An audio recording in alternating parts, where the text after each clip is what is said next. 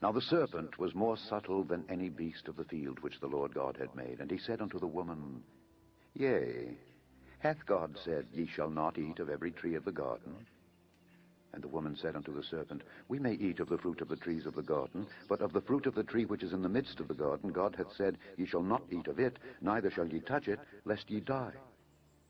And the serpent said unto the woman, Ye shall not surely die. For God doth know that in the day ye eat thereof, then your eyes shall be opened, and ye shall be as gods, knowing good and evil. And when the woman saw that the tree was good for food, and that it was pleasant to the eyes, and a tree to be desired to make one wise, she took of the fruit thereof, and did eat, and gave also unto her husband with her, and he did eat. And the eyes of them both were opened, and they knew that they were naked. And they sewed fig leaves together, and made themselves aprons.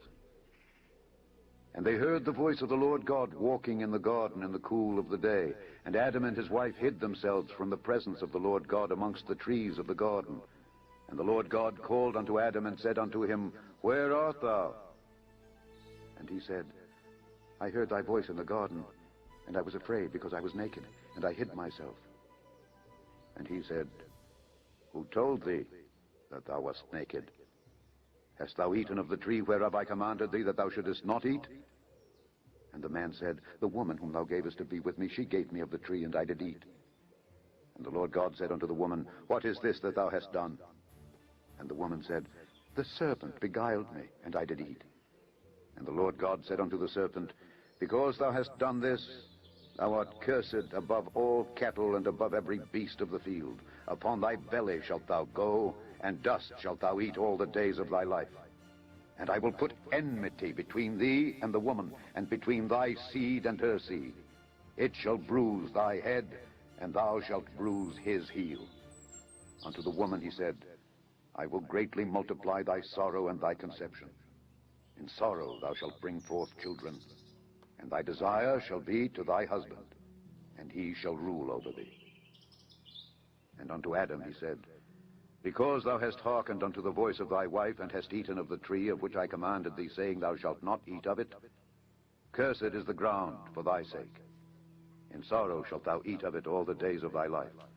Thorns also and thistles shall it bring forth to thee, and thou shalt eat the herb of the field. In the sweat of thy face shalt thou eat bread, till thou return unto the ground. For out of it wast thou taken, for dust thou art, and unto dust shalt thou return. And Adam called his wife's name Eve, because she was the mother of all living. Unto Adam also and to his wife did the Lord God make coats of skins, and clothed them. And the Lord God said, Behold, the man is become as one of us to know good and evil. And now, lest he put forth his hand, and take also of the tree of life, and eat, and live forever. Therefore the Lord God sent him forth from the Garden of Eden to till the ground from whence he was taken. So he drove out the man, and he placed at the east of the Garden of Eden cherubims, and a flaming sword which turned every way to keep the way of the tree of life.